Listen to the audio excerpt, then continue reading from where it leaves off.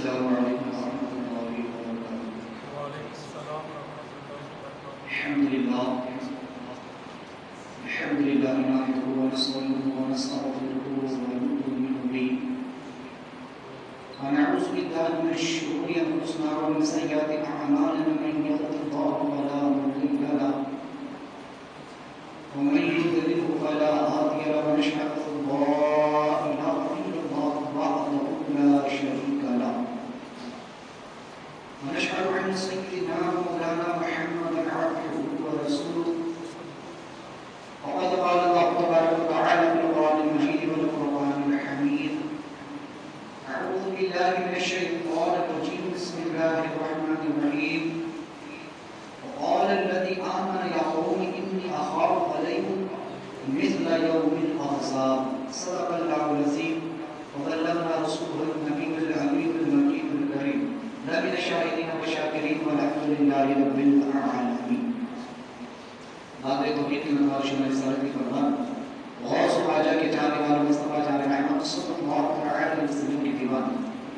آئیے آواز خطوط سے قبل ہمارا مل کر انتہائی خلوص و محبت کے ساتھ غربت خزرہ کی جانب بڑھ لگا کر حضور آقا نامدار مدینے کے تاجدار ہم غریبوں کے غمگسار جناب احمد مجتبی محمد مصطفیٰ صلی اللہ تعالی علیہ وسلم کی بارگاہ میں سلام و سلام و نذرانہ پیش کرتا ہوں. اللہم صلی اللہ علیہ وسلم عادل الجنتی والارواح وصحابہ وآلہ وسلم. ایک مرتبہ صلی اللہ علیہ وسلم کی محمد بالفضائل وعافی الابدان کی شفائی اور الابصار والسیاح وعلیہ واصحابہ دائمون ابدا. رسول برکت کے لیے ایک مرتبہ صلی اللہ علیہ وسلم سلام اعما علی سیدنا محمد عادل المتعال فرج المفرد والإخراج والمعارض والمعاطف ويسمس والغرام بوجهه الكريم وعلى آله في كل لمحة ونفس بعدد كل معلوم لك يا الله يا الله يا الله. حضرت سیدنا موسیٰ کلیم اللہ نبی علیہ السلام کے ذکر میں سے قبل ہم نے سماعت کیا کہ وہ جو مومن آل فرعون تھا، جو شخص ایمان لا چکا تھا قبطیوں میں سے، اس نے فرعون اور فرعونیوں کو مشورہ دیا موسیٰ علیہ السلام کے مطابق کہ اگر وہ جھوٹے ہیں وہ اپنا انجام خود دیکھیں گے، اور اگر وہ سچے ہیں تو وہ جس عذاب سے ہمیں ڈرا رہے ہیں اس سے بچنے کی ہمارے پاس کیا تدبیر ہے. لہٰذا فرعون نے کہا کہ نہیں، وہی مشورہ بہتر ہے جو میں نے دیا، یعنی کہ جو میری رائے ہے کہ موسیٰ کو قتل کر دیا جائے تو یہ بہتر ہے، تاکہ فتنے کا سرتباب شروع ہی میں ہو جائے. لہٰذا جب اس مرد مومن نے دیکھا کہ فرعون نے اپنی رائے بالکل حکم کے انداز میں پھر سنائی، اس نے پھر ایک مرتبہ اور کوشش کی اور کہنے لگا، اس نے کہا کہ کیا کہوں، وقال الذی، اور کہنے لگا وہی مومن، آمن یا قومی انی اخاف علیکم مثل یوم الاحزاب. کہنے لگا کہ میری قوم، اب مجھے تو قوم سے مخاطب ہوا، وہاں چونکہ پورے دربار بھرا ہوا تھا، سبھی لوگ موجود تھے، قوم کے بڑے بڑے سردار بھی تھے، خاص عام لوگ بھی تھے دربار میں. ان سب سے مخاطب ہو کر کے اس نے کہا کہ اے میری قوم، مجھے خوف ہے، مجھے ڈر ہے اس بات کا کہ کہیں تمہارا حال پچھلی قوم کی طرح نہ ہو جائے. تم موسیٰ علیہ السلام کو تکلیف دے کر، اذیت پہنچا کر یا انہیں قتل کر کر اللہ کے عذاب کو حرکت میں مت لاؤ. لہٰذا پچھلی قوموں کے احوال کو دیکھو. جب اس مرد مومن نے دیکھا کہ بات اس طریقے سے بن نہیں رہی ہے اور میری ساری واعظ و نصیحت ساری پر کوئی اثر نہیں ہوا، تو اس نے پرانے زمانے، گزرے ہوئے زمانے میں جو ان کے باپ دادا گزر گئے، جو قومیں گزر گئی، ان کی بدعمالیوں کے باعث تباہ و برباد ہونے والے ان قصوں کا ذکر شروع کیا، ان قوموں کا ذکر کیا کہ دیکھو ان قوموں کا حال کیا ہوا. ذرا دیکھو ان لوگوں نے جنہوں نے اپنے انبیاء علیہ السلام کی تفسیر کی، مثل داعی قوم نوح کو، نوح علیہ السلام کی قوموں کو دیکھو، نوح علیہ السلام کی قوم پر کیا ہوا، عاد اور قوم عاد کو، اور ثمود اور قوم ثمود کو، ان کا حال کیا ہوا. نوح علیہ السلام کی قوم جس نے نوح علیہ السلام کو جھٹلایا، نوح علیہ السلام کی نبوت کا انکار کیا اور آپ کی دعوت کو ٹھکرایا، آپ کو تکلیف دی، اذیت پہنچائی، تو پھر حال کیا ہوا؟ اللہ نے اس قوم کو طوفان کے ذریعے سے تباہ و برباد کر دیا۔ اس کے بعد میں قوم عاد آئی، اس نے بھی اپنے نبی کی تکذیب کی، اپنے نبی کو جھٹلایا، اپنے نبی کو تکلیف دی، تو اس کا بھی حال کیا ہوا؟ اللہ نے ایسی باتیں سرسر بھیجی، ایسی ہوا بھیجی کہ وہ ہوا ان کو اڑا کر لے گی، ان کا وجود تک گر گیا، ان کا آج کوئی جاننے والا بھی نہیں۔ اور سمود اور قوم سمود کو دیکھو کہ سمود کا کیا حال ہوا، وہ بھی تو قوم تھی، ان لوگوں نے بھی اپنے نبی کو جھٹلایا اور اپنے نبی کی لائی ہوئی دعوت کا انہوں نے جب انکار کیا تو پھر اللہ تعالیٰ نے ایک چنگاڑ کے ذریعے اس قوم کو ہلاک کیا۔ وہ لوگ رات میں سو رہے تھے، سب اپنے گھروں میں سو رہے تھے، ایک ایسی خطرناک اور دردناک آواز سنی کہ ان کے کان پھٹ گئے اور وہیں کے وہیں جو اس دردناک آواز کو سن کر کے وہ لوگ مر گئے۔ اللہ نے چنگاڑ کے ذریعے، زبردست آواز کے ذریعے اس قوم کو تباہ و برباد کر دیا۔ تو ان قوموں کو دیکھو کہ جنہوں نے اپنے نبیوں کے لائے ہوئے دین کو جھٹلایا، نبیوں کی تکذیب کی، کہیں ایسا نہ ہو کہ موسیٰ علیہ السلام کی تکذیب کر کر تم پر بھی کوئی عذاب آ جائے، اس لیے میں تم پر ڈرتا ہوں، خوف کھاتا ہوں۔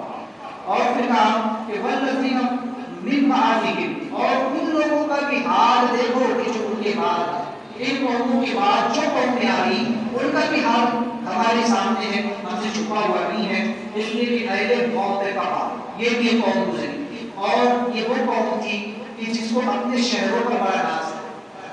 آج تو لوگوں کو اپنے گھروں پر ناز ہے کہ ہمارے اتنا بڑا گھر ہے، آج برج خلیفہ تک بن گیا، لوگ بڑی بڑی بلڈنگیں عمارتیں بنانے پر فخر کر رہے ہیں۔ اور انہوں نے اس سے پہلے بھی قوم گزری جس کو قوم میں موت فقہ کہا جاتا ہے، اور یہ قوم بھی گھر بنانے میں بڑی فخر کیا کرتی تھی کہ ہم ایسے ایسے گھر بناتے ہیں، لیکن اللہ نے ان کے شہروں کو ویران کر دیا، اللہ نے تباہ و برباد کر دیا۔ اللہ تعالیٰ نے ان کو جو ہے اللہ کو غرور اور تکبر جو ہے دیا۔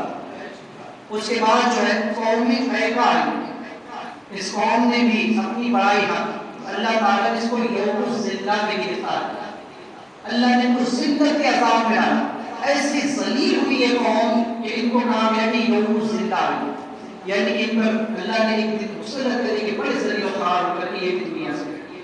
اس نے کہا کہ دیکھو ان قوموں کے حالات ہمارے سامنے ہیں، عقل مندی اسی میں ہے، اور یہی قرآن ہمیں پیغام دیتا۔ ان واقعات کو میرے سنانے کا مقصد بھی یہی کہ قرآن کا بھی یہی مقصد ہے کہ انسان آج کے دور پر مسلمان پچھلی قوموں کے احوال کو پڑھ کر کے اپنے احوال کو درست کرے، اپنے حالات کو درست کر لے، دیکھیں کہ جن قوموں نے اپنے نبیوں کو جھٹلایا، ان کی دعوتوں کی تقسیم کی اور ان نبیوں کو اذیت دی، ان نبیوں کے پیغام پر عمل نہیں کیا، تو ان کا حال کیا۔ اور ان کو بھی دیکھو کہ جنہوں نے نبیوں کے لائے ہوئے دین کو قبول کیا، انبیاء کی تعظیم و تقدیم کی، انبیاء علیہ السلام کا ادب کیا، تو اللہ نے ان کو کیسے برت براتی فرمایا۔ تو چونکہ یہ قرآن ہمیں یہی پیغام دیتا ہے، قرآن میں بھی یہ جو قصے اور واقعے بیان ہوئے ان کا مقصد یہی ہے کہ انسان اس قرآن کو پڑھے، کیونکہ اللہ تعالیٰ نے پچھلی قوموں کے احوال کو قرآن میں کھول کر کے بیان کر دیا، تاکہ امت محمدیہ وہ گناہ نہ کرے، وہ کام نہ کرے جو پچھلی قومیں کر رہی ہیں۔ ہمارے سامنے ان کے حالات، ان کو دیکھ کر کے اپنے آپ کو درست کر لو، کیونکہ عقل مند وہی ہے۔ آج ہمارے پاس اتنا وقت نہیں ہے کہ تجربے کریں، جو قومیں گزر گئی ان کے حالات کو دیکھ کر اس سے فیصلہ اور اس سے نتیجہ اخذ کر لو، اسی میں عمل کرو۔ ان کی عمریں بڑی زیادہ ہوتی تھی، ہزار سال کی عمریں ہوا کرتی تھی، ہماری عمر 60 سال 70 سال 80 سال حد ہوگی تو 100 سال۔ تو ہمارے پاس زیادہ وقت نہیں ہے کہ تجربے کریں کہ اگر ایسا کیے تو کیا ہوگا، چلو ایک سال کا ایسا کر کے کچھ سال ایسا کر کے دیکھتے ہیں، پھر توبہ کرنے کے بعد میں کر لیں گے، پھر گناہ کرنے کے بعد میں دیکھ لیں۔ ہمارے پاس اتنا وقت نہیں ہے کہ ہم جو ہے تو وقت کو ڈھکیلتے رہے، بلکہ ان قوموں کے احوال کو دیکھ کر اس سے عبرت حاصل کرو، نتیجہ حاصل کرو۔ تو لہٰذا اس حد مومن نے ان کے سامنے ان پچھلی قوموں کے احوال کو بیان کیا کہ دیکھو ان کے حال کیا ہو۔ فرمایا اللہ یرید ظلما للعباد، اور اللہ تعالیٰ بندوں پر ظلم کا ارادہ نہیں رکھتا، اللہ نہیں چاہتا کہ اپنے بندوں پر ظلم کرے، کیونکہ اللہ کی شان اس سے پاک ہے کہ وہ ظلم کرے۔ اللہ کسی پر ظلم نہیں کرتا، اللہ ظالم نہیں ہے، بلکہ اللہ تعالیٰ حاکم ہے۔ اللہ تعالیٰ رحمان و رحیم ہے، وہ کریم ہے، وہ ستار ہے، وہ غفار ہے، وہ کسی پر بے جا ظلم کبھی نہیں کرتا۔ لہٰذا ایک چیز یاد یہ کہ اللہ تعالیٰ کسی قوم کو اس وقت تک ہلاک نہیں کرتا جب تک اس کی طرف کا بڑا فرشتہ آتا نہ بھیجے۔ لیکن اللہ تعالیٰ کسی گناہ گار کو مجرم کو اس وقت تک سزا نہیں دیتا جب تک وہ گناہ نہ کر لے۔ اگر گناہ سے توبہ کر لے تو اللہ معاف کرتا ہے، لیکن اگر اسی حال پر مر گیا تو پھر سزا کا مستحق ہے۔ اللہ تعالیٰ کسی پر ظلم نہیں کرتا۔ آج لوگوں کا حال یہ ہے کہ تھوڑی بہت پریشانی آئی تو کہتے تھے کہ اللہ تعالیٰ نے ہم نہیں کہتے، اللہ نے ہمارے ساتھ ایسا کیوں کیا، ہمارے ساتھ ایسا معاملہ کیوں ہوا، ہم ہی کو کیوں ستایا جا رہا ہے۔ یاد اللہ ظلم نہیں کرتا، اللہ انصاف کرتا ہے۔ جیسے اعمال فرضوں کے خدا کی بارگاہ میں پہنچے گے ویسے فیصلے ہمارے متعلق ہوتے ہیں۔ میں مثال آپ کو دے دوں، حضرت موسیٰ علیہ السلام کے زمانے میں ہوا کہ موسیٰ علیہ السلام جب کوئی دور پر اللہ سے کلام کرنے کے لیے تشریف لے گئے تو آپ نے ایک منظر وہاں سے دیکھا کہ ایک تاجر آ رہا تھا، اس کے پاس کی سواری تھی، اپنا روپیہ سامان ایسا تجارت تھا، اس کا پاس مال و زر تھا، وہ ایک درخت کے نیچے بیٹھا آرام کرنے کے لیے۔ اتنے میں ایک شخص آیا اور اس نے دیکھا کہ یہ شخص سو رہا ہے، یا پھر جو ہے تو ایک روایت یہ ہے کہ اسی کا غلام تھا۔ اس نے جب دیکھا کہ یہ سو رہا ہے تو اس کو قتل کر دیا، اس کا سارا مال و اسباب لے کر کے چلا۔ موسیٰ علیہ السلام نے اللہ کی بارگاہ میں عرض کی، مولا کریم یہ کیا ماجرا، اس کے پیچھے کیا حکمت؟ بظاہر تو محسوس ہوتا ہے کہ غلام نے اپنے آقا کو قتل کر دیا۔ اللہ نے فرمایا کہ موسیٰ ہم نے اس کی حکمت سمجھا دی۔ حقیقت یہ ہے کہ یہ جو شخص قتل ہوا ہے یہ خود غلام تھا، اور جس نے قتل کیا ہے اس کے باپ کا غلام۔ یہ جو شخص قتل ہوا ہے، جس نے قتل کیا ہے، اس کا باپ پہلے اسی کا آقا تھا، اسی کا مالک تھا، ساری تجارت اسی کی تھی، سارا مال و اسباب اسی کا تھا، یہ غلام تھا۔ اس نے اپنے آقا کا قتل کیا اور اس کے بیٹے کو اپنا غلام بنایا۔ اس کے بیٹے کو اس وقت خبر نہیں تھی، وہ چھوٹا تھا، کم سن تھا، اسے تو کچھ بھی خبر نہیں تھی، لہٰذا اس نے اپنے آقا کا قتل کیا، اس کی ساری جائیداد پر قبضہ کیا اور جو ہے اس کے بیٹے کو اپنا غلام بنا دیا۔ اب جب آج اس کے بیٹے کو طاقت و غلبہ حاصل ہو گیا، جب آج اس کو موقع مل رہا تو اس نے اسی کو قتل کر دیا اور اپنا مال لے کر چلا۔ تو اس طرح اللہ کے کاموں میں حکمت ہوتی ہے، انصاف ہوتا ہے۔ تو اللہ تبارک و تعالیٰ کسی پر بے جا ظلم نہیں کرتا۔ انسان خود اپنے لیے گڑھے کھودتا ہے، انسان خود اپنے ہاتھوں سے اپنے پیر پر کلاڑی مارے۔ تو اللہ کسی قوم کو اس وقت تک ہلاک نہیں کرتا جب تک اس کی طرف اپنا فرشتہ آتا رہے، جب تک اپنی طرف سے اس کے لیے رہبر نہ بھیج دے۔ یہی وجہ ہے کہ اللہ تبارک و تعالیٰ نے کم و بیش 1,00,000 یا 2,24,000 انبیاء علیہ السلام کا سلسلہ قائم فرمایا۔ آدم نبی علیہ السلام سے لے کر آخر کریم صلی اللہ علیہ وسلم تک انبیاء و رسول آتے رہے اور قوم کو سیدھی راہ دکھاتے رہے۔ اس کے بعد بھی اگر قوم نہ مانی تو پھر وہ حق ہے اس میں تو اللہ تعالیٰ اس قوم کو تباہ و برباد کرتا ہے۔ اس کے بعد اللہ تعالیٰ نے صحابہ، تابعین، تبع تابعین، اولیاء، صلحاء، فقہاء، علماء کا سلسلہ قائم فرمایا۔ اس امت میں آج تک یہ فرق ہے وہ لوگ موجود ہیں جو قوموں کو راہ دکھا رہے ہیں۔ یہ قرآن ہمارے لیے رہبر ہے، یہ شریعت ہمارے لیے رہبر ہے، اور جہاں کسی کو رہبر نہ ملے، کوئی انسان ایسی جگہ چلا جائے، ایسے جنگل میں پہنچ جائے کہ اس کا واسطہ نہ قرآن سے پڑھے، نہ کسی عالم سے پڑھے، نہ کسی شریعت سے پڑھے، تب بھی اللہ نے اس کے لیے اس کے ضمیر کو زندہ رکھا۔ انسان جب گناہ کرتا ہے تو اس کا ضمیر اندر سے اسے جھنجھوڑتا ہے، اس کا ضمیر اسے روکتا ہے کہ خبردار یہ کام مت کرنا، غلط ہے۔ اب بھی اگر انسان نہ مانے، اپنے ضمیر کی آواز کو نہ سنے، وہ ضمیر اس کے اپنے اندر بیٹھا ہوا ہے، اس کے اتنے قریب ہے جو اسے گناہ سے روک رہا ہے، اس کی بھی نہ سنے، تو پھر اب ایسے انسان کا کیا جا سکتا ہے؟ وہ خود ہی چاہتا ہے کہ میں برباد ہوں، وہ خود اپنے ہاتھوں سے اپنے پیر پر کلاڑی مار رہا ہے، تو اس کا اپنا ضمیر پر اس سے روک رہا ہے کہ پھر بھی وہ گناہ کرتا ہے۔ تو لہٰذا اللہ تعالیٰ بندوں پر ظلم نہیں کرتا۔ اللہ ہر انسان کے پاس ایسا کوئی نہ کوئی ذریعہ ضرور رکھتا ہے کہ اس کی ہدایت کا سامان ہو، اب اگر بندہ خود کا تعلیم کرے، اس سے ہدایت نہ لے، قرآن نہ پڑھے، علماء کی نہ سنے، انبیاء اولیاء صلحاء کی نہ سنے، نہ مانے، تو اس کا اپنا کچھ نہیں۔ اب اگر کوئی ظلم خود گناہ کر رہا ہے تو سزا کا مستحق تو کہہ دے، سزا کا حقدار تو وہ پہلے حال کرے گا۔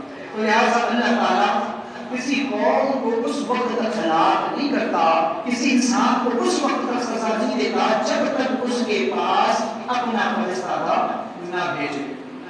تو لہٰذا اس شخص نے کہا کہ اے میری قوم، مجھے تم پر جو ہے تو اس بات کا بڑا خوف۔ پھر اس نے دوسری بات کی، وَيَا قَوْمِ إِنِّي أَخَافُ عَلَيْكُمْ، اے میری قوم، مجھے تم پر خوف ہے، ڈر ہے، یوم التناد، پکار والے دن، اس دن کا مجھے تم پر خوف ہے جس دن پکار مچی، جس دن لوگ ایک دوسرے کو پکار رہے ہوں گے، یوم التناد، یہاں پر مزہ آیا پکار کا دن، ایک دوسرے کو لوگ پکار رہے ہوئے بنو، تو مجھے خوف ہے اس دن کے بارے میں۔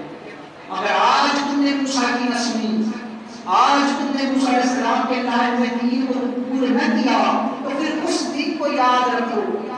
آج اگر ذرا سا زلزلہ آ جائے، ذرا سی زمین ہل کیا جائے ایک سیکنڈ کے لیے، تو تہلکہ مچ جاتا ہے، بڑی بڑی عمارتیں زمین گوش ہو جائے، سورج اگر تھوڑا زیادہ ہی کہ روشن ہو جائے، زمین کے قریب ہو جائے، تو دھوپ سے انسان کی طبیعت بحال ہو جاتی، ٹیمپریچر ہائی ہونے لگتا ہے، زمین جو تڑپنے لگتی ہے، انسان کا وجود گویا پگھلنے سے لگتا ہے۔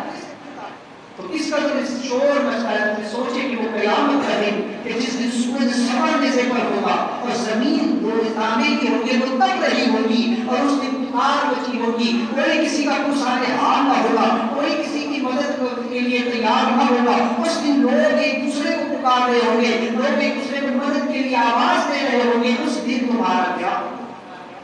اس نے کہا میری قوم، مجھے تم پر خوف ہے اس دن کا کہ جس دن لوگ پکاریں گے اور کہیں گے فَهَلْ لَنَا مِنْ شَفَاعٍ فَيَشْفَعُوا لَنَا، کیا ہے کوئی آج جو ہماری شفاعت کرے، کیا ہے کوئی جو آج ہماری مدد کرے؟ لیکن اس وقت جو ہے تم کی فریادیں ہوتی رہیں گی، وہ کہیں گے یا ویلنا ہم باسنا، ہائے ہائے ہمیں کس نے اٹھا دیا، ہم اچھے سو رہے تھے قبر منظر میں پڑے تھے، ہمیں کس نے اٹھا دیا اور ہمیں میدان محشر کی طرف لے آیا، من حاصل کتاب، اس کتاب کو کیا ہو گیا؟ اور بعض مفسرین فرماتے ہیں کہ اس وقت جنتی پکار کر کے جہنمیوں سے کہیں گے کہ اِنَّا قَدْ وَجَدْنَا مَا وَعَدَنَا رَبَّنَا، کہ بے شک ہم نے اپنے رب کے وعدے کو سچا پایا جو اس نے ہم سے کیا کہ نیکوں کو جنت میں داخل فرمائے گا۔ جنت کے جو اشارات اس نے بیان کیے تھے قرآن میں اور اپنے انبیاء اولیاء صلحاء کی زبان سے، بے شک ہم نے اللہ کے وعدے کو سچا پایا۔ اب تم بتاؤ جہنمیوں، کیا تم نے اللہ کے عذاب کو ویسا پا لیا جیسا اس کے نبیوں ولیوں نے اور علماء نے بتایا تھا کہ جہنم کے عذاب آج کیسے ہوئے، جہنم کے عذاب کا حال کیا ہوگا، کہ تم نے بھی عذاب الہی کو پا لیا؟ تو اس دن یہ پکار ہوئی۔ تو بہرحال غرض کے یوم التناد، یہ وہ دن ہے کوئی کسی کا کوئی سارے حال نہیں، لوگ ایک دوسرے کو پکار رہے ہوں گے، لوگ ایک دوسرے کے لیے پریشان ہو، اپنے لیے پریشان کا کوئی ہوگا، ماں بیٹے سے، باپ بیٹے سے، بھائی سے، بھائی بھائی سے، رشتہ دار ایک دوسرے سے بھاگ رہے ہو، کوئی کسی کو نہیں پوچھے گا۔ اس نے یوم التناد ہوگا، بیٹا باپ کے پاس جائے گا کہ دنیا میں باپ جس نے بیٹے کے پیر میں کاٹا چکنا برداشت نہیں کیا، وہ باپ بھی آج کہے گا کہ میرے پاس تیرے لیے کوئی وقت نہیں ہے، تجھے دینے کے لیے آج اتنی کی نہیں ہے۔ وہ باپ سے اپنی ساری کمائی اپنے بیٹے پر دنیا میں لٹا دی، کل قیامت کے دن وہ ایک نیکی دینے سے بھی انکار کرے گا، کوئی کچھ نہیں کرے گا۔ بیٹے کو جس باپ نے پاک پوچھ کر بڑا کیا، قیامت کے دن وہ بیٹا باپ کو نیکی دینے کے لیے تیار نہیں، کوئی کسی کا پرسانے ہاتھ نہیں ہوگا۔ یوم التناد پکار کا دن ہوگا، اور ایک روایت میں ہے کہ اس دن سارے لوگ پکار رہے ہوں گے، لہذا تمام اولین و آخرین سب جمع ہو کر آدم علیہ السلام کی بارگاہ میں پہنچے اور کہیں گے کہ اے آدم علیہ السلام، آپ ابو الانبیاء ہے، ابو البشر ہے، تمام انسانوں کے باپ ہے۔ لوگ پکار کر کے کہیں گے اے آدم علیہ السلام، آج ہماری مدد کیجیے، آج ہماری شفاعت کیجیے، خدا کی بارگاہ میں آج ہماری جو سفارش کیجیے۔ لیکن آدم علیہ السلام اس وقت فرما دیں گے اذهبوا الی غیری، اذهبوا الی غیری، کسی اور کے پاس چلو۔ سارے انبیاء سے ہو کر کے یہ سارے لوگ حضور نبی کریم علیہ الصلوۃ والسلام تک پہنچے، اور جب حضور کی بارگاہ میں آ کر کے عرضی لگائیں گے تو سرکار فرمائیں گے انا لہا میں اسی لیے ہوں، میں اسی لیے۔ آقا سجدہ فرمائیں گے، سجدے سے سر اٹھائیں گے اور امت کی بخشش کی دعا فرمائیں گے۔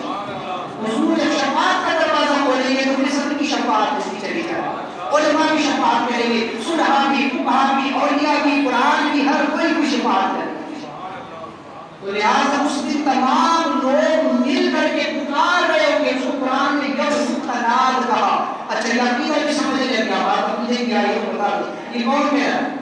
موسیٰ علیہ السلام کے زمانے کا ایک مومن کہہ رہا ہے، جس کو مومن ہونے کی دلیل قرآن نے دی، جس کو مومن قرآن نے کہتے ہیں اس کی ایمان میں کوئی شک ہے، کوئی شک باقی ہے جاتا ہے کہ وہ کافر ہو گئے وہ جنت میں جائے گا؟ اس کے مومن ہونے پر قرآن نے فیصلہ کر دیا، قرآن نے مہر لگا دی کہ وہ مومن آل فرعون ہے، وہ اس دور پر مسلمان ہے، مومن ہے، موسیٰ علیہ السلام کا امتی ہے، اس کا عقیدہ ہے۔ وہ کہہ رہا ہے کہ کل قیامت کے دن تمام لوگ جو پکار رہے ہوں گے، پکار بچی ہوگی، لوگ جو ہے ایک دوسرے کو مدد کے لیے پکار رہے ہوں گے، اور علماء نے تفسیر فرمائی کہ پکارنے سے مراد یہ کہ لوگ اولیاء انبیاء کی بارگاہ میں جا کر ان سے مدد مانگے۔ اب سمجھ لیں ان چیزوں کو اگر ملائے تو پتہ یہ چلتا ہے کہ انبیاء اولیاء کو پکارنا شرک نہیں، ان سے مدد مانگنا شرک نہیں۔ اگر شرک ہوتا تو قیامت کے دن بھی شرک ہوتا، اس لیے کہ جب اللہ تبارک و تعالیٰ اپنی شایان شان کے لائق تخت پر جلوہ کرنا ہوگا اور تمام لوگ مجرم کی حیثیت سے اس کی بارگاہ میں کھڑے ہوں گے اور انبیاء علیہ السلام کرسیوں پر جلوہ کرنا ہوں گے، اس وقت سارے انسان صرف امت محمدیہ نہیں، صرف سنی مسلمان نہیں، بلکہ آدم علیہ السلام سے لے کے قیامت تک آنے والے سارے انسان اگر پکار رہے ہوں گے تو نبیوں کو پکار رہے ہیں، اللہ کے سامنے اس کے نبیوں کو پکارا جا رہا ہے، اللہ کے سامنے اس کے نبیوں سے مدد مانگی جا رہی ہے، اور سارے انبیاء کہیں گے سب پوری آ گئی، کوئی نبی یہ نہیں کہنا کہ یہ شرک ہے خدا کے سامنے اس کے غیر سے مدد مانگے۔ آج وہاں بھی دیکھو کہ ہم سنیوں پر فتویٰ لگاتے کہتے ہیں کہ سنی شرک کرتے، یہ نبی ولیوں سے مدد مانگتے، اللہ کے سوا کسی سے مدد مانگنا شرک ہے۔ اِذا فَلَعَبْدُ کیا کرنا صحیح، یہ سمجھتا ہے کہ یا فَلَعَبْدُ میرے مسئلے ہوتا کیا، یاد رکھ اللہ سے مدد مانگنا یہ ذاتی ہے، اور اس کے بندوں سے، اس کے انبیاء اولیاء سے مدد مانگنا اس کی عطا سے۔ اگر یہ شرک ہوتا تو قیامت کے دن اللہ کے سامنے اتنا بڑا شرک ہوگا، قیامت کے دن اللہ کے سامنے جب اس کا تخت لگا ہوا ہے، اس کے سامنے سارے لوگ آدم علیہ السلام کے زمانے سے لے کے قیامت تک کے سارے لوگ نبیوں سے مدد مانگے، اور انبیاء بھی ایسے کہ وہ یہ نہیں کہتے کہ تم شرک کر رہے ہو، بلکہ اگلے کا راستہ بتا دیں، میرے پاس تو نہیں اگلے کے پاس چلے تو بات ہمارا کام ہو جائے۔ وہ بھی یہ نہیں کہتے کہ یہ کیا شرک کر رہے ہو، غیر سے مدد مانگ رہے ہو، اللہ سے مدد مانگو، نہیں کہیں گے، بلکہ کہیں گے کسی اور کے پاس جاؤ۔ کیوں؟ کیونکہ ایک چیز کو محسوس کرنا ہے تاکہ سب کو پتہ چلے کہ اس دن جب کسی کی نہیں چلے گی مصطفیٰ کی چلے گی۔ سارے لوگ جب گھوم کر کے مصطفیٰ کی بارگاہ میں آئیں گے تو وہ کہیں گے انا لہا انا لہا، اور جب سجدے میں سر رکھیں گے تو رب فرمائے گا محدود سجدے سے سر اٹھاؤ مانگو عطا کیا جائے گا، ورنہ سوف یؤتیک ربک فترضیٰ۔ حضور فرماتے ہیں کہ میں اس وقت تک راضی نہیں ہوں جب تک میرا رب چاہے تو ایک ایک جہنمی کو جہنم سے نکال کر جنت میں لانا۔ آقا کریم صلی اللہ علیہ وسلم کی شان اس نے دکھانا مقصود ہے، فقط اتنا سبب ہے انہیں باتیں بس میں محشر کا ان کی شان محبوبی دکھائی جانے والی۔ تو اس دن جب یہ پکار کا دن ہوگا، لوگ ایک دوسرے کو پکار رہے ہوں گے، مدد کے لیے چلا رہے ہوں گے، چیخ رہے ہوں گے، اس وقت پھر تمہارا کوئی مسارے حال نہیں ہوگا اس کو ملنے کا۔ اس وقت تو انبیاء کی اگر مدد کریں گے، اگر وہ بھی شفاعت کریں گے تو ایمان والوں کی کریں گے، کیونکہ بے ایمانوں کی تو شفاعت ہونی نہیں ہے، بے ایمانوں کی کوئی شفاعت نہیں کرے گے۔ تو آگے جو بات آئی ہے اللہ کاشفی رحمۃ اللہ علیہ فرماتے ہیں کہ ایک روایت میں یہ ہے کہ یہ جو پکار مچے گی یہ موت کی ذبح کے بعد ہوگی، یعنی جب جنتی جنت میں چلے جائیں گے اور جہنمی جہنم میں چلے جائیں گے، اس کے بعد موت کو نیزے کی شکل میں لا کر ذبح کر دیا جائے، اور اس کے بعد اعلان ہوا کہ اب جنتی ہمیشہ کے لیے جنت میں رہیں گے، کبھی نہیں نکالے جائیں گے، اور جہنمی ہمیشہ جہنم میں رہیں گے، کبھی نہیں نکالے جائیں گے۔ اس وقت یہ پکار مچی۔ تو بہرحال اس کے بعد جو ہے تو انہوں نے جو بات کہی اس مرد مومن نے کہ اس دن جب یہ پکار مچی ہوگی تو تو اس دن معاملہ یہ ہوگا کہ یوم تبلون مدبرین، کہ جب لوگ پیٹ پھیر کر کے جا رہے ہوں، جب حساب و کتاب ہو جائے گا اور جب میزان سے پلٹ کر کے جائیں گے تو ما لکم من اللہ من عاصم، اس وقت تمہارا کوئی مددگار نہیں، اس وقت کوئی تمہاری مدد کرنے والا نہیں ہوگا۔ اب اس چیز کو ذرا سمجھیں، یہاں پہ جو کہا گیا ما لکم من اللہ من عاصم، اس دن اللہ کے عذاب سے بچانے والا کوئی نہ ہوگا۔ سب سے پہلے یہ سمجھ لیں کہ خطاب کس سے، یہ خطاب ہو رہا ہے کافروں سے۔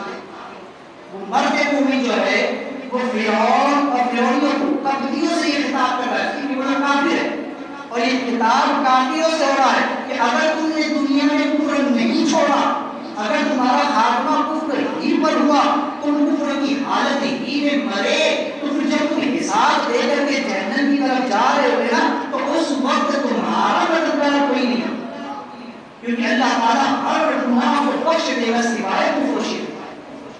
اللہ کفار و مشرکین کی بخشش نہیں فرمائے گا، ہر مجرم بڑے سے بڑا مجرم بخشا جائے گا قیامت کے دن، لیکن کفار و مشرکین نہیں بخشے جائیں گے۔ تو یہ خطاب کافروں سے ہے کہ اگر تم نے آج دنیا میں ان نبیوں کی نہ مانی تو کل قیامت میں یہ تمہاری نہیں مانی۔ اسی بات فرماتے آج نے ان کی پناہ، آج مدد مان ان سے، کل نہ مانیں گے قیامت میں اگر مان۔ آج دنیا میں ان کی مان لے تو کل قیامت میں وہ تمہاری مانیں گے، اور اگر آج تم نے ان کو جھٹلا دیا، ان کی باتوں کو قبول نہ کیا، ان کو تکلیف دی، ان کو ستایا، تو پھر قیامت میں کوئی مدد کرنے والا نہیں ہوگا۔ اب اس چیز کو سمجھیں کہ خطاب کافروں سے ہے۔ پتہ یہ چلا کہ کفار و مشرکین کا، منافقین کا قیامت کے دن کوئی مدد کرنے والا نہیں ہوگا، کیونکہ قرآن میں بھی صحابہ نے کہا ان المنافقین فی الدرک الاسفل من النار ولن تجد لهم نصیرا، کہ کفار یہ جو منافقین ہے وہ جہنم کے سب سے نچلے طبقے کے حال میں ہوں گے کہ کوئی ان کی مدد کرنے والا بھی نہیں ہوگا۔ تو کفار مشرکین اور منافقین جو عقیدے کے منافق ہیں، ان کا معنی یہ ہوگا منافق اعتقادی کا کہ ان کی کوئی مدد نہیں کرے گا، انبیاء بھی نہیں، اولیاء بھی نہیں، صلحاء بھی نہیں، فقہاء بھی نہیں، کوئی ان کی مدد نہیں کرے گا۔ جب یہ حساب و کتاب سے فارغ ہو کر جہنم کی طرف ان کو فرشتے کسی کر کے لے جا رہے ہوں گے تو کوئی ان کی مدد کرنے والا نہیں ہوگا۔ ورنہ ایمان والوں کے لیے تو قرآن نے حکم دیا ہے وَلَمْ أَنَّهُمْ إِذْ ظَلَمُوا أَنفُسَهُمْ جَاءُوكَ فَاسْتَغْفِرُوا اللَّهَ وَاسْتَغْفَرَ لَهُمُ الرَّسُولُ، کہ ایمان والو، اے مومنو، اگر تم سے گناہ ہو جائے تو نبی کی بارگاہ میں آ جاؤ اور پھر اپنے گناہوں سے معافی مانگو، نبی شفاعت کرے تو خدا کو بخشنے والا مہربان پاؤ۔ تو خدا تو ایمان والوں سے کہہ رہا ہے کہ ایمان والوں، تم نبیوں اور ولیوں کے مزاروں پر آؤ، ان کی بارگاہ میں آؤ اور پھر اپنے گناہوں سے معافی چاہو، اور یہ نبی تمہارے میں شفاعت کرے تو یقیناً خدا بخش دے گا۔ اسی کو حضور نے فرمایا شفاعت کی اپنی نواری بن امتی یوم القیامہ، میری شفاعت میری امت کے بڑے بڑے گناہگاروں کے لیے ہے قیامت کے دن۔ مراد کون؟ وہی ایمان۔ اگر ایمان پر خاتمہ ہوا، بڑے سے بڑا گنہگار ہے، لیکن خاتمہ ایمان پر ہوا تو حضور شفاعت کر بخشا جائے گا۔ لیکن خاتمہ کفر ہوا، لاکھ نمازیں پڑھتا تھا، عبادتیں کرتا تھا، روزے رکھتا تھا، چنوں میں بھٹکتا تھا، جماعتوں میں پھرتا تھا، سب کچھ کرتا تھا، لیکن انبیاء اور رسول کی شان میں گستاخیاں کرتا تھا، تو پھر ایمان پر خاتمہ نہیں، اور جب کفر پر خاتمہ ہوا تو نہ نماز کام آئے گی، نہ روزہ کام آئے گا، نہ کوئی عبادت کام آئے گی، کوئی اس کی مدد کرنے والا نہیں ہوگا۔ تو یاد رکھیے کہ اللہ تعالیٰ کو خود فرما رہا ہے، جو لوگ مزاروں پر جاتے ہیں اللہ تو خود کہہ رہا ہے میرے نبی کی بارگاہ میں قیامت تک کی مسلمانوں سے کہا جا رہا ہے وَلَوْ أَنَّهُمْ إِذْ ظَلَمُوا أَنفُسَهُمْ جَاءُوكَ، نبی کی بارگاہ میں آؤ۔ اللہ خود دعوت دے رہا ہے کہ میرے حبیب کے مزار پر آؤ۔ حضور کہتے ہیں کہ شفاعت کی حضور فرماتے ہیں کہ من زار قبلتی وجبت له شفاعت، جس نے میری قبر کی زیارت کی اس پر میری شفاعت واجب۔ اور یہ وہاں بھی دیوبندی کہتے ہیں مزاروں پر جانا شرک، یہ کہتے ہیں حضور کے روزے پر جانا شرک، حضور کے روزے کی زیارت کی نیت سے سفر کرنا شرک، یہ تو شرک کہتے ہیں، یہ تو جاتے ہی نہیں ہے، ان کی شفاعت بھی نہیں ہونے والا، یہ ان کا عقیدہ بھی ہے کہ کوئی شفاعت نہیں کر سکتا۔ سکتا, کوئی کسی کا دوسرا جو ہے شفاعت نہیں کرے گا, تو یقیناً ان کی شفاعت کوئی نہیں کرے گا. لیکن الحمدللہ ہمارا عقیدہ ہے کہ حضور شفیع محشر ہے, وہ یقیناً ہماری شفاعت کرتا ہے. یا میں ایک چیز آپ کو بتاؤں, ایک ہوتا ہے وکیل اور ایک ہوتا ہے شفیع. بڑا فرق ہے, چوہری فرق ایسے لگے. وکیل جو ہوتا ہے, دیکھیے قیامت کے دن جو ہے اللہ تبارک و تعالیٰ کا جو دربار لگے گا, تعالیٰ کی جو شان ہوگی اور میدان محشر جو لگا ہوگا, اس کی تمثیل اگر آپ دیکھنا چاہیں تو آپ کو سمجھیں کہ جیسے کہ دنیا کی جو پورا کچیریاں ہوتی ہیں, آپ نے یہی انسان کو دیکھیں, ویسے تو اس کو کوئی تمثیل نہیں آتی. ایک سمجھ کے لیے, فہم کے لیے میں بتا رہا ہوں, ورنہ کہا کہ تعالیٰ کا مقام ہوتا ہے دنیا کے اندر, کوئی اس کو جوڑ نہیں. لیکن ہماری سمجھ میں بات ہے. آپ اگر دیکھیں کسی کا مقدمہ اگر آج کی پورا کشیدگی میں چلتا ہے, جج جو ہوتا ہے وہ کرسی انصاف پر بیٹھا ہوتا ہے, کرسی پر بیٹھا ہوتا ہے جج, اور وکیل جو ہوتا ہے وہ سامنے میں ہوتا ہے اور مجرم کٹہرے میں کھڑا. اب چلتا رہتا ہے تو وکیل کیا کہتا ہے, یہ مقدمہ میرا, یہ کیس میرا. دراصل کیس کس کا ہے؟ مجرم کا. جرم کیا کس نے؟ مجرم. اور وکیل کہتا ہے کہ یہ کیس میرا ہے, لیکن وہ یہ نہیں کہتا کہ یہ جرم بھی میرا, وہ یہ نہیں کہتا کہ مجرم بھی میرا ہے, وہ کہتا ہے کہ کیس میرا. اگر وہ کیس جیت گیا تو مجرم تو رہا ہوتا ہی ہوتا ہے, اس کے الگ عزت بچ جائے گی. اور اگر کیس ہار گیا تب بھی اس کی فیس تو مل ہی جاتی ہے, لیکن وہ بیچارہ مجرم کو کام سے مجرم میں تو نقصان ہوا ہی ہوا, اس کا تو کدھر سے نقصان نہیں. کیس جیتو یا ہار ہو, وکیل کو فرق نہیں پڑتا, اس کا کام ہے بس پیروی کرنا مقدمے. تو اس لیے وہ کہتا ہے کہ یہ مقدمہ میرا ہے. اس سے مقدمے کو اپنا کہتا ہے کہ اگر مقدمہ جیتا اس کی عزت, اس کا فائدہ, نہیں جیتا کوئی اس کا زیادہ فائدہ نہیں ہوتا. لیکن شفیع جو ہوتا ہے, شفیع کا معاملہ اور حضور ہمارے وکیل بھی ہے, لیکن حضور وکیل ہونے کے ساتھ ساتھ شفیع بھی ہے. کیونکہ وکیل یہ کہتا ہے کہ مقدمہ میرا ہے, لیکن شفیع کہتا ہے کہ مقدمہ بھی میرا, مجرم بھی میرا, گناہ بھی میرا. شفیع کیا کہتا ہے کہ مجرم بھی میرا, اس کا گناہ بھی میرا, اور اس کا مقدمہ بھی میرا. قیامت کے دن جب خدا تعالیٰ کا دربار لگا ہوگا اور رب تبارک و تعالیٰ انصاف فرمانے کے لیے جلوہ فرما ہوگا, اور لوگوں کے حساب و کتاب ہو رہے ہوں گے, اور امتی قطار در قطار کھڑے ہوں گے, تو حضور کہیں گے کہ مولا کریم, یہ اسماعیل کا صرف وکیل نہیں, ان کا شفیع ہوں, مولا میرے امتیوں کو بخش دے, ان کا گناہ میرا گناہ, یہ مجرم بھی میرا, اس کا گناہ بھی میرا, اس کا مقدمہ بھی میرا.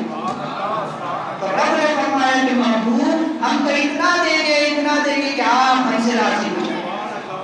محبوب اپنے آپ کی شفاعت قبول کر کے سجدے سے سر اٹھائیے, جس کی جائے شفاعت کیجیے, میں اسے جنت میں داخل کروں. وکیل وہ ہوتا ہے کہ جو صرف مقدمے کو اپنا کہتا ہے, لیکن شفیع وہ ہوتا ہے کہ جو سب کچھ اپنا کہتا ہے. اسی لیے قرآن نے کہا, جو قرآن نے کہا نا, اتنا فَقَعَدَ لَكَ فَقَعَدَ بِنَا, تو محبوب ہم نے آپ کو روشن کرتے عطا فرمائی, اور آپ کے اگلے پچھلے گناہ معاف کر دیے. تو کیا امت کے گناہ ہے, کیونکہ حضور نے کہہ دیا کہ مولا یہ سارے مجرم میرے, ان کے گناہ میرے. تو رب نے کہا محبوب جب مجرم آپ کے گناہ آپ کے, تو محبوب میں نے آپ کی یہ گناہ معاف کر. لیکن ان پہ وقت صحابیوں نے یہ سمجھا کہ معاذ اللہ حضور سے گناہ کرے, اور حضور کے گناہ کو اللہ نے معاف کیا. ارے بے وقوفوں کو شفیع, انہوں نے مجرموں کے گناہ اپنے دامن پر لے لیے تاکہ اللہ ان کے دامن کو معاف کرے. اور اللہ نے کیا بھی وہی کہ اپنے محبوب کو فرمایا, محبوب آپ کے صدقے میں آپ کی امت کے سارے جو پچھلے گناہ معاف کر. تو یہ ہوتا ہے وکیل و شفیع کا فرق. تو کل قیامت کے دن حضور امتیوں کے وکیل بھی ہے, ان کے شفیع بھی ہے. تو حضور ہماری وکالت بھی کریں گے, ہمارے مقدموں کی پیروی بھی کریں گے. خدا کی بات میں آپ دیکھتے ہیں دنیا کے معاملہ, جب مجرم کٹہرے میں کھڑا ہوتا ہے وہ کچھ بول سکتا ہے, کچھ نہیں بول سکتا تھا. کٹہرے کے اصول ہے, وہاں اگر کوئی بات کرے گا تو صرف وکیل کرے گا جج کے سامنے. ہاں اگر جج وکیل سے براہ راست کوئی سوال پوچھ لے تو وہ اسی کا جواب دے گا. اپنی طرف سے وہ کوئی سوال جواب نہیں کر سکتا, اپنی طرف سے وہ صفائی اس وقت تک پیش نہیں کر سکتا جب تک اس کو جج اجازت نہ دے. اس کے سارے مقدمے کی پیروی اس کا وکیل کرے گا. کل قیامت کے دن ہم کچھ دن کھڑے ہوں گے، رب ہم سے کلام نہ کرے گا، رب تبارک و تعالیٰ ہم سے بات نہ کرے گا. وہ محبوب کو دیکھے گا، محبوب کہو کیا کہنا چاہتے ہیں، محبوب سجدے سے سر اٹھاؤ، محبوب جس کی چار شفاعت کرو، آپ جو کہیں گے آج وہ. تو رسول وہاں ہم سب کی پیروی کریں گے، ہمارے شفیع بھی ہوں گے. اسی لیے عبارت میں فرمایا کہ آج نے ان کی بنا، آج مدد مان ان سے، کل نہ مانے گے قیامت میں اگر مان گیا. مجھے ایک وقت حقوق کا سامان کروں شاہ، یعنی شفیع روزے جزا بات کروں. بہرحال اس مرد مومن نے بھی بات کہی اور عقیدہ دے دیا، ذہن دے دیا کہ صرف اس دور کے مسلمانوں کو سنیوں کا عقیدہ نہیں ہے، بلکہ موسیٰ علیہ السلام کے دور کے مومن کا عقیدہ ہے. اس نے کہا کہ میری قوم اگر آج اس نبی کو جھٹلایا تو یوم التناد یعنی قیامت کے دن میں یہ نبی بھی تمہاری مدد نہیں کرے، یہ بھی تمہاری سفارش اور شفاعت نہیں کریں گے. اس لیے اب بھی وقت ہے کہ ان کی مان لو، یا مان لو گے تو قیامت میں وہ مان لیں.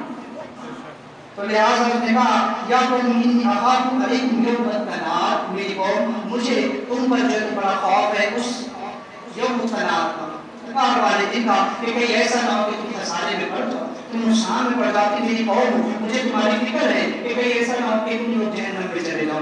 لہٰذا یوم المدبرین، جب تم لوگ حساب سے فارغ ہو کر کے ان لوگوں کو، فرشتوں کو پیٹ دے کر کے جا رہے ہوں گے، تو اس وقت ما لکم من اللہ من عاصم، اس وقت اللہ کے عذاب سے بچانے والا کوئی نہیں ہوگا، اس وقت تمہارا فرسان حال کوئی نہ ہوگا. اور فرمایا من یضلل اللہ فما لہ من ہاد، اور پھر اللہ جسے گمراہ کرے اسے کوئی ہدایت دینے والا نہیں. اب اس میں حقیقی بات ہے. تو لہٰذا اس مرد مومن نے ان لوگوں کے سامنے جو ہے تو ساری باتیں رکھ دی، اور اس کے بعد پھر جب دیکھا کہ اس لیے ایسا نہیں تھا، ایک آخری نصیحت اس نے کہا کہ ٹھیک ہے تب تو میں نے جو ساری باتیں بتائی یہ ماضی بعید کی باتیں، یہ ان لوگوں کی باتیں جو بہت پہلے ہم سے گزر، لیکن اب میں تمہیں ماضی قریب کی مثال دیتا ہوں. اور کہنے لگا وَلَقَدْ جَاءَكُمْ يُوسُفُ مِنْ قَبْلُ بِالْبَيِّنَاتِ وَمَا زِلْتُمْ فِي شَكٍّ مِّمَّا جَاءَكُمْ بِهِ حتى إذا هلك قلتم هل يبعث الله من بعده رسولا كذلك يؤتي الله من هو مسلم قرطا. کہنے لگا کہ اس سے پہلے قریب ہی یوسف علیہ السلام کا زمانہ گزرا، تو بے شک تمہارے پاس حضرت یوسف علیہ السلام کا زمانہ گزرا، تو یوسف علیہ السلام تمہارے پاس آئے اور وہ بھی روشن نشانیاں اور روشن دلیل لے کر کے تمہارے پاس آئے، لیکن اس میں بھی تم شک میں پڑے. ان کے معاملے میں بھی تم نے شک کیا، یہاں تک کہ انہوں نے وفات پائی، انہوں نے پردہ کیا، اور پھر تم لوگوں نے کہنا شروع کر دیا کہ اب اللہ تعالیٰ کسی رسول کو نہ بھیجے گا، اب اللہ کسی رسول کو مبعوث نہ فرمائے گا، اور اللہ بھی گمراہ کر دیتا ہے حد سے بڑھنے والے اور بہت زیادہ شک کرنے والے. لہذا اس نے کہا کہ میں اب تک تو تمہارے سامنے پچھلی بہت دور دراز کی قوموں کے حالات کو بیان کیے، لیکن ماضی قریب میں یوسف علیہ السلام کا زمانہ گزرا. چونکہ ایک روایت میں یہ بھی ہے کہ حضرت یوسف علیہ السلام کا زمانہ اور موسیٰ علیہ السلام کا زمانہ قریب قریب کا زمانہ ہے، اس لیے کہ بعض مفسرین نے فرمایا کہ حضرت یوسف علیہ السلام کے فرعون نے اتنی لمبی عمر پائی کہ جو موسیٰ علیہ السلام کے زمانے نبوت تک زندہ رہا، اور بات فرماتے ہیں کہ اس کی عمر 400 سال سے زائد تھی، اور ابراہیم موسیٰ علیہ السلام کے درمیان 900 سال کا فاصلہ. اور جو ہے تو بعض نے کہا کہ یوسف علیہ السلام سے یوسف علیہ السلام کا پوتا یوسف بن مراسم بن یوسف ہوا. تو بہرحال یہ کہ علامہ ماشد فرماتے ہیں کہ انہوں نے کہا کہ جب ہم نے رسول کی بات نہیں سنی تو پھر دوسرے رسول آ کر کے بھی کیا کریں.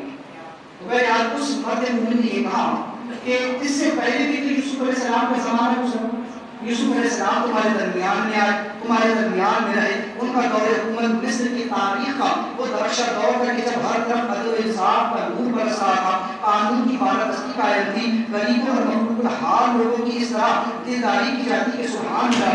اس عدم تشدد اور قحط کے چیزوں دوران بھی جو ہے یوسف علیہ السلام کے حسن انتظام کے پاس جب لوگوں کو پناہ ملی، اور اس نبی عادل فرمان روا کے ساتھ اس کی قوم نے جو کیا وہ یہ کہ اس نے وہ نبی ماننے کے لیے تیار.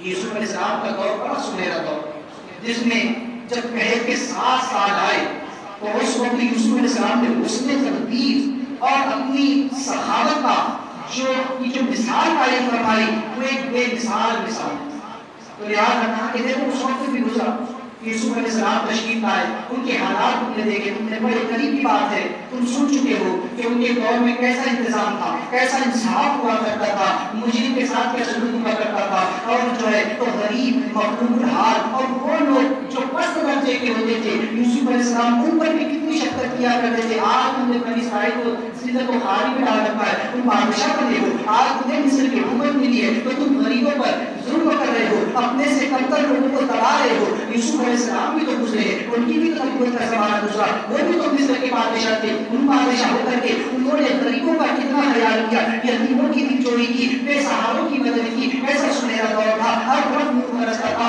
لوگوں کے لیے. صحت کے زمانے میں بھی انہوں نے جس حسن انتظام کے ساتھ لوگوں تک اناج پہنچایا اور ان کی ضرورتوں کو پورا کیا، یہ خود اپنے آپ میں ایک مثال ہے. لیکن کیا ہوا، اس دور کے لوگوں نے بھی یوسف علیہ السلام کو نبی ماننے سے انکار کیا اور وہ شک میں پڑ گئے. کہنے لگے کہ یہ نبی ہے بھی یا نہیں. کوئی کہتا ہے تو صرف بادشاہ ہے، کوئی کہتا ہے کہ وہ نبی ہے، کوئی کہتا ہے نبی ہے نہیں ہے. تو تم نے اس وقت بھی ان کے معاملے میں شک کیا.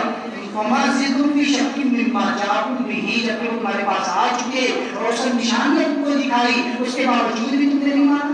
اللہ نے تو کتنا بڑا معجزہ کیا، خوابوں کی تعبیر. کہ موسیٰ یوسف علیہ السلام لوگوں کے خوابوں کی تعبیر بتایا کرتے تھے.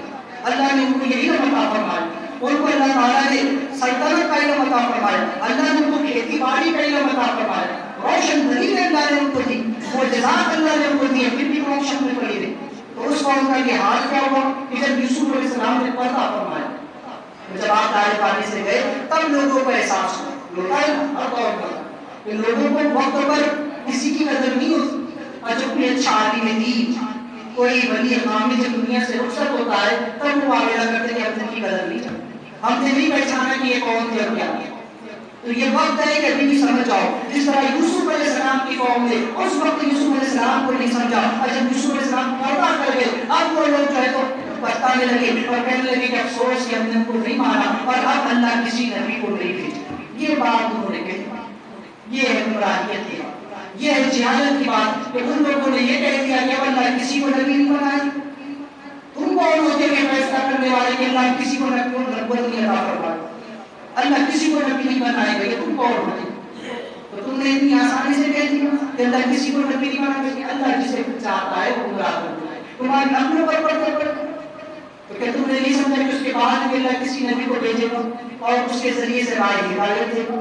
تو لہٰذا اللہ پھر جسے گمراہ کرتا ہے اس کو کوئی ہدایت دینے والا نہیں ہوتا. یہاں ایک چیز سمجھ، اللہ تبارک و تعالیٰ کسی کو گمراہ نہیں کرتا. اللہ تعالیٰ تو لوگوں کو یہ ہدایت کے راستے کھولتا ہے. گمراہ کرنے کا کام تو شیطان ہے. اب انسان کا اپنا نفس ہے کہ وہ شریعت کی مانے یا شیطان کی مانے. تو جو لوگ شریعت کی مانتے ہیں وہ گمراہ ہونے سے بچ جاتے ہیں، اور جو شیطان کی مانتے ہیں، شیطانوں کی سنتے ہیں، وہ لوگ گمراہ ہوتے ہیں. اللہ نے لوگوں کے سامنے چیزوں کو کھول کھول کر کے بیان کر دیا. اگر میں ہماری اپنی مثال رکھوں اس امت کی تو میں کہہ رہا ہوں ہمارے سامنے قرآن میں پچھلی ساری امتوں کے احوال درج ہیں. کسی قوم کے سامنے اللہ نے دوسری قوموں کا ذکر اتنا نہیں کیا، اگر کیا تو رسمن کر دیا. لیکن امت محمدیہ کے سامنے ساری قوموں کے حالات کو بیان کر دیا. ہمارے سامنے ان کے سارے حالات کھلے ہوئے. تو قرآن ہمارے لیے رہبر ہے، حضور ہمارے لیے رہبر ہے، حضور کی شریعت ہمارے لیے رہبر ہے، حضور کی امت کے اولیاء، علماء، صلحاء، فقہاء یہ سب ہمارے لیے رہبر ہے. یہ غوث، یہ کتب، یہ اخبار، یہ سب ہمارے لیے رہبر ہے. تو لہٰذا یہ سب ہماری ہدایت کے لیے. یہ ولیوں کا سلسلہ اللہ نے کہا ہے جیسے پاک کا مہینہ آ گیا مبارک مہینہ، یہ مبارک مہینے جس کو ربیع الثانی کہا جاتا ہے کہ دوسری بار، پہلی تو ربیع الاول جس میں نبیوں کے تاجدار کی آمد ہوئی، اور یہ ربیع الثانی دوسری بار جس میں ولیوں کے سردار کی آمد. وہ خود فرماتے ہیں کہ اللہ تعالیٰ نے میرے مریدوں کا معاملہ میرے ہاتھ میں دے دیا. میرا مرید اس وقت تک نہ مرے گا جب تک اللہ اس کو توبہ کی توفیق نہ دے. مرنے سے پہلے اللہ میرے مرید کو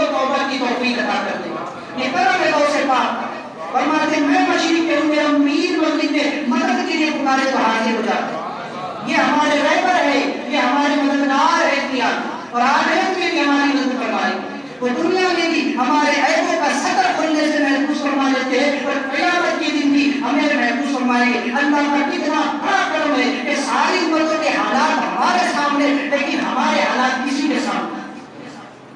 ہمارے بعد کوئی نبی نہیں، کوئی امت نہیں، اللہ نے پچھلی قوم کے حال ہم کو سنا دیے، لیکن ہمارا حال اللہ کس کو سنا ہے؟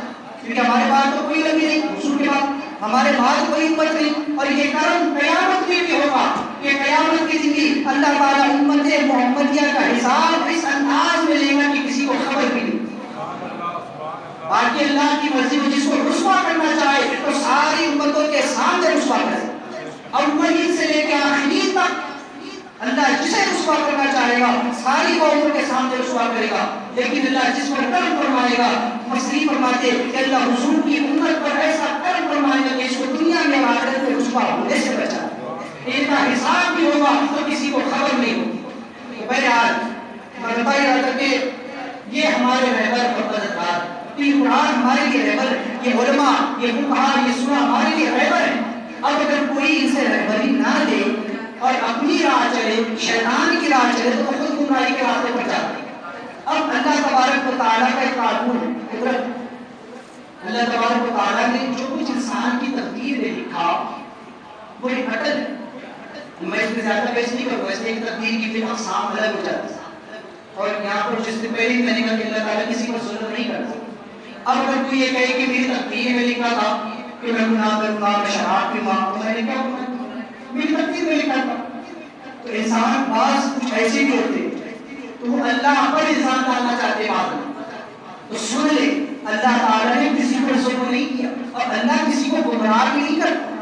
انسان خود اپنے لیے راستے پیدا کرتا ہے گناہی میں، انسان خود گناہ کرتا ہے۔ انسان دنیا میں آ کر جو کرنے والا تھا رب نے وہی اس کی تقدیر میں، جس طرح سے میں نے سے پہلے بھی مثال دی کہ کوئی میکینک ہوتا ہے، کوئی انجینئر ہوتا ہے، اور کوئی انجینئر جب کسی چیز کو بنانا چاہتا ہے تو اس کا نقشہ اس کے ذہن میں پہلے ہوتا ہے کہ میں جو چیز تیار کرنے جا رہا ہوں کام کیسے کریں گی، اس کے کام کرنے کا طریقہ کار کیا ہوگا، اس کے ذہن میں پورا کھاتا ہوتا ہے۔ اس کے بعد جا کر کے اس چیز کو بناتا ہے، اور جب اس چیز کو بناتا ہے تو اس کو ٹرائی کر کے دیکھتا ہے کہ چل رہی کہ نہیں، جیسا میں نے چاہا، جیسا میں نے سوچا کہ ویسے عمل کر رہی ہے کہ نہیں۔ مثال کے طور پر ایک پنکھا اختیار ہے، اس کے ایجاد کرنے والے نے سوچا کہ کوئی ایسی چیز ہو کہ جو گھومے، اینٹی وائٹ گھومے یا اینٹی کلاک وائز گھومے، سیدھی سیدھوں میں گھومے گی، الٹی سیدھوں میں گھومے گی، اس کو پہلے سے پتا تھا۔ اس نے وہ چیز بنائی اور اس کو دیکھ کر بات سب دیکھتے ہیں کہ پنکھے کیسے چل رہے ہیں۔ ہر چیز کی مثال اللہ تعالیٰ خالق کائنات، وہ رب ہے، جب کچھ بھی نہ تھا تو سب کچھ اللہ کے علم میں موجود۔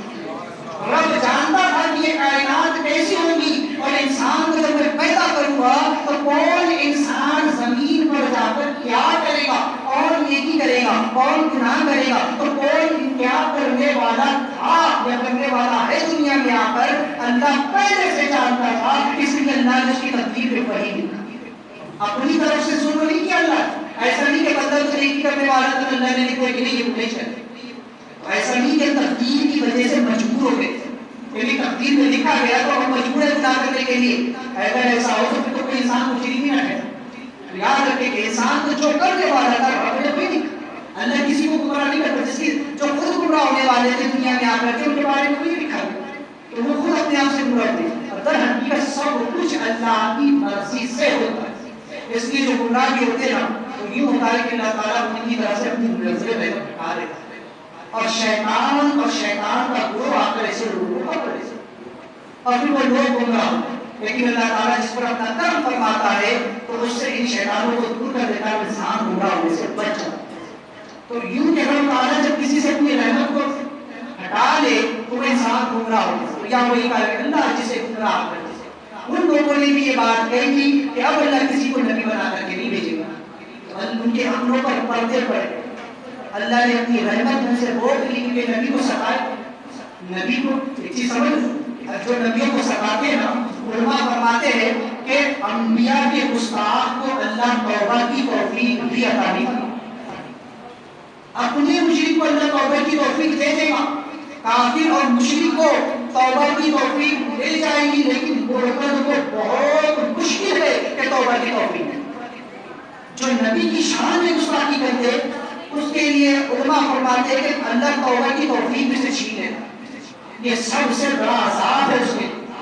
یہی دیکھ لو کہ اب ہے کہ جتنے گستاخ آج مرے ہیں وہ کفر کی حالت میں ہی مرے، چاہے وہ تھانوی ہو، گنگوئی ہو، ایمبیڈی ہو، نانوتوی ہو، اعلیٰ حضرت نے ان کو حدود لکھ کر کے بتایا، ان سے منازع ہوئے، ان سے مجادلے ہوئے، ان کو بتایا کہ تمہاری باتیں کفر ہے، نہ تو اپنی باتوں سے رجوع کیا اور نہ ہی اپنی باتوں کو بدلا، نہ توبہ کی اسی حال میں۔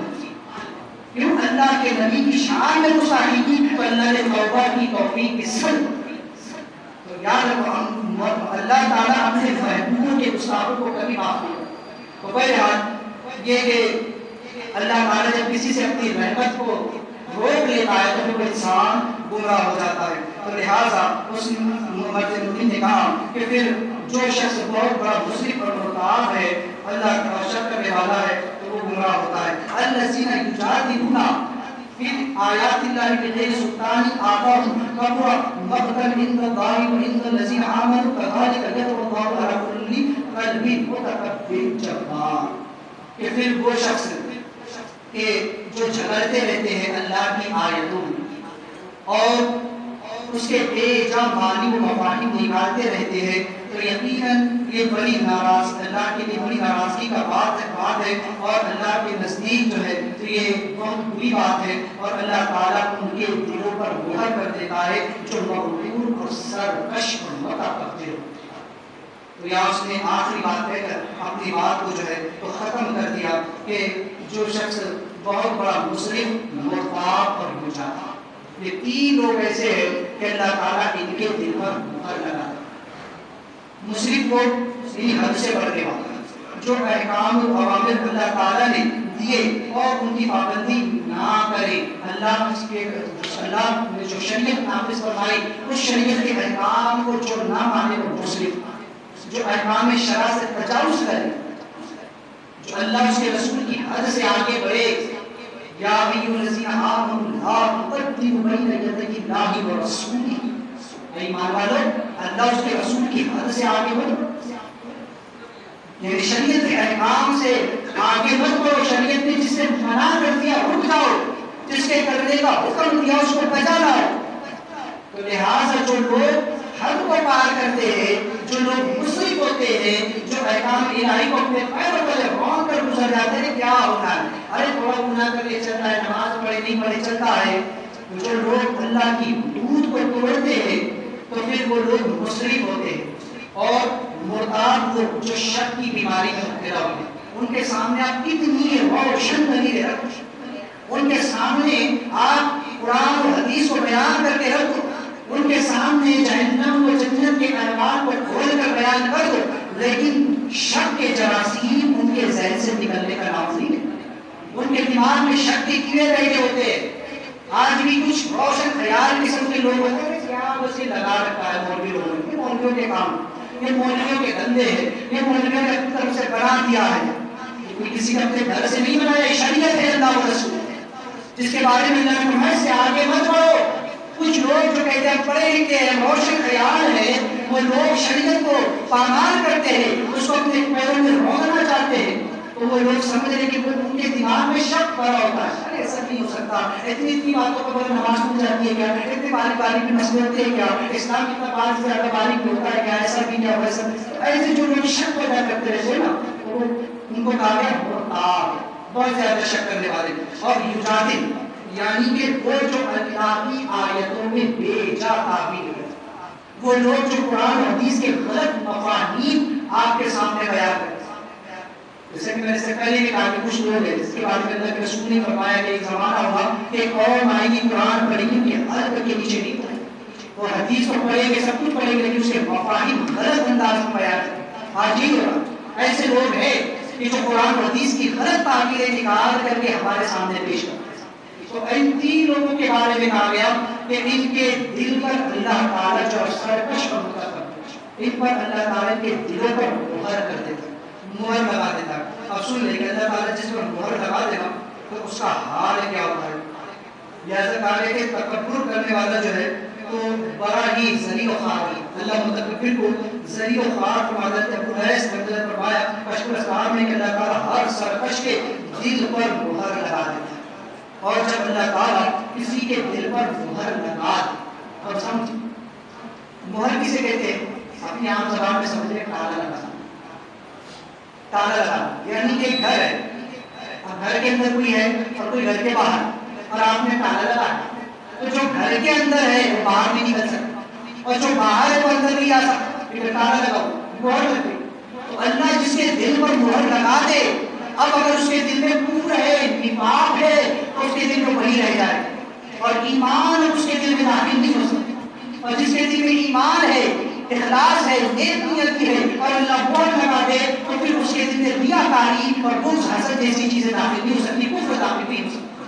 تو انسان اپنا احتساب کرے کہ ہمارے دل میں کیا ہے، کہ ہمارے دل میں ایمان ویسا ہے جیسا چاہیے، جیسا رب میں ایمان مطلوب ہے، کہ رب نے فرمایا ایمان والے ایمان لاؤ، ایمان پر ثابت قدم رہو۔ کیسے ایمان والے؟ یا ایھا الذین آمنوا بالصدق ولا تتبعوا خطوات الشیطان، ایمان والے جب اسلام میں داخل ہو تو پورے پورے آ جاؤ، اور شیطان کے نقشے قدم پر مت چلو۔ لوگ ادھر بھی ادھر ڈور بجاتے، آتے ادھر آتے ادھر، کہ اس کی طرف کبھی اس کی طرف، اس کے پیچھے بھی نماز، اس کے پیچھے بھی نماز، اس سے رشتہ داری، اس کے ساتھ بھی دوستانہ۔ تو سنو اسلام میں جب آؤ تو پورے پورے آ جاؤ، قرآن میں آتے ادھر بندہ ورنہ مہر لگ گئی، آتے ادھر سے آتے ادھر سے، دل میں گستاخ رسول کے لیے محبت بھی تھی اور اللہ نے مہر لگا دی، تو پھر یاد رکھنا آقا کریم صلی اللہ علیہ وسلم فرماتے ہیں کہ جس سے محبت کرتا ہوگا قیامت میں اسی کے ساتھ اٹھایا جائے۔ اگر دنیا میں ایک بار مذہبوں سے محبت کی، رشتہ دوستانے رکھ کے اور اسی حال پر مہر لگ گئی، تو قیامت میں ان کی سب میں کھڑا کیا جائے، ان کے ساتھ حساب ہوگا، یہ گستاخ ہے، چلو ان کی رحم میں کھڑے ہو۔ ایمان جب لاؤ تو مکمل طور پر لاؤ، نماز پڑھو تو صحیح طور پر پڑھو، دل میں نیت رکھو، اخلاص رکھو تو مکمل طور پر رکھو، شک و شبہے کو کوئی گنجائش نہ دو، ورنہ اگر رب نے مہر لگا دی تو پھر جو چیز اندر ہے وہ باہر نہیں آ سکتی، اور جو باہر ہے اندر نہیں جا سکتی۔ اس لیے ہر انسان جو ہے تو اپنا احتساب ہے، آپ کریم صلی اللہ علیہ وسلم فرماتے ہیں کہ متکبر اور سرکش انسان قیامت کی چھٹیوں کی طرح اٹھائے جائے، جیسے مونگیاں ہوتی ہیں نا، کتنی ہیں بظاہر وہ اتنی چھوٹی مخلوق اللہ کی کہ انسان اس کو اپنے پیروں میں رونق کر کے رکھتا ہے، ایک ہی پیر میں نہ جا کے کتنی چھوٹیاں رون دی جا سکتی۔ تو یہ حال متکبر کا قیامت کے دن ہوگا کہ لوگ اس کو اپنے پیروں میں رون لیں، جو لوگ دنیا میں تکبر کرتے تھے وہ قیامت کے دن میں چھوٹے کر دیے جائیں گے کہ لوگ ان کو پیروں میں کچل کر کے ادھر سے بھاگ رہے۔ تو یہ حال متکبرین کا ہوگا۔ اللہ تبارک و تعالی ہم تمام کو اس سے محفوظ فرمائے۔ حضرات چونکہ مسائل کا سلسلہ شروع ہے اور اس زندگی چند مسائل میں نے پچھلے ہفتے بیان کیے، آج چند مسائل کو سمجھ لیں۔ پہلی رکعت میں بڑی سورت پڑھنا اور دوسری رکعت میں پہلی سورت سے بعد والی چھوٹی سورت کو چھوڑ کر بڑی سورت پڑھو، یعنی آپ نے پہلی رکعت میں کوئی سورت پڑھی، مثال کے طور پر جیسا کہ اگر آپ نے کل یا یہ پڑھی آیت الذی، اور اس کے بعد میں اتنا نہیں آتی، اور اس کے بعد میں سورہ کافرون آتی، اور کسی نے جو ہے تو اتنا نہیں نہ پڑھ کے سورہ کافرون پڑھ، یہ جو ہے تو مکروہ ہے، اس طرح سے پڑھنا نہیں چاہیے، بلکہ پہلی میں اگر بڑی پڑھی تو چھوٹی میں، دوسری رکعت میں چھوٹی پڑھنی چاہیے۔ دونوں رکعتوں میں ایک ہی سورت کی تکرار کرنا مکروہ تنزیہی ہے، جبکہ پوری مصطلح نہ ہو، یعنی کہ اگر کسی نے ایک رکعت میں جو سورت پڑھی دوسری سورت دوسری رکعت میں پڑھ تو یہ مکروہ تنزیہی سمجھ رہے؟ فرض میں، سنت موقعہ میں اور وتر میں، ہاں البتہ نفل میں اور جو ہے تو غیر سنت موقعہ میں اس کی تکرار جائز ہے۔ یا پھر اگر کسی کو عذر ہے، کسی شخص کو ایک ہی سورت یاد ہے، یا کسی شخص کی زبان پر پہلی رکعت میں سورہ ناس آ، تو اب اسے حکم یہ ہے کہ وہ دوسری رکعت میں بھی سورہ ناس پڑھے۔ اگر غلطی سے پہلی رکعت میں سورہ ناس پڑھ لیا تو اب کون سی سورت سے پڑھے؟ تو نہیں پڑھ سکتا کہ قرآن کو الٹا پڑھ لاؤں، تو دوسری رکعت میں بھی وہ سورہ ناس ہی پڑھے۔ یا کسی کو ایک ہی سورت یاد ہے تو اسے چاہیے کہ جب تک وہ دوسری سورت یاد نہ کرے تب تک اسی ایک سورت کو جو ہے تو وہ تمام رکعتوں میں پڑھ سکتا ہے۔ اگر فرض ہے تو فرض ہے، دونوں میں، اور اگر سنت ہے تو اس کی 4 رکعتیں میں ایک سورت کی تکرار ہو کر سکتا ہے. اور نفل نماز میں بلا کراہت ایک ہی سورت کی ایک ہی رکعت میں کئی بار کی تکرار جائز ہے. نفل نماز اگر آپ پڑھ رہے ہیں تو اس میں اگر ایک ہی سورت کو ایک ہی رکعت میں آپ بار بار پڑھیں، جیسا کہ سورہ احد ہے، سورہ شب بدر، شب برات، شب معراج میں پڑھتے ہیں کہ بھئی ایک رکعت میں سورہ اخلاص کو اتنی بار پڑھیں گے، دوسرے رکعت میں اتنی بار پڑھیں گے تو اتنا ثواب، تو اس کی تکرار نفل میں جو ہے وہ جائز ہے. لہذا سورہ فاتحہ کے بعد سورت سوچنے میں اتنی دیر لگائی کہ 3 مرتبہ سبحان اللہ کہہ سکتا تھا، تو پھر ترک واجب اور اس پر سجدہ سہو واجب. یعنی جب قرأت ہم مکمل کریں، سورہ فاتحہ مکمل کریں تو اس کے فوراً بعد جو سورہ شروع کریں. ہاں البتہ اگر کوئی بسم اللہ پڑھ لے تو وہ جو ہے تو اس سے فرق نہیں پڑے گا. بسم اللہ پڑھ سکتا ہے، لیکن بسم اللہ نہیں پڑھا اتنی دیر خاموش رہ گیا کہ جتنی دیر میں سبحان اللہ 3 مرتبہ کہا جا سکتا ہے، یا پھر جو ہے تو سورج سوچنے میں اتنی دیر لگاتی یاد نہیں آ رہی کیا پڑھوں کیا نہیں پڑھوں، تو اس صورت میں اس کا واجب ترک واس اس پر سجدہ سو واجب سجدہ سو اس کی نماز ہو جائے. اللہ تبارک و تعالی ہم تمام کو ہمارے خیر کی توفیق عطا فرمائے. ہمارے قبول غلطی توبہ کرتا ہوں، استغفر اللہ ربی من کل ذنب و اتوب الیہ.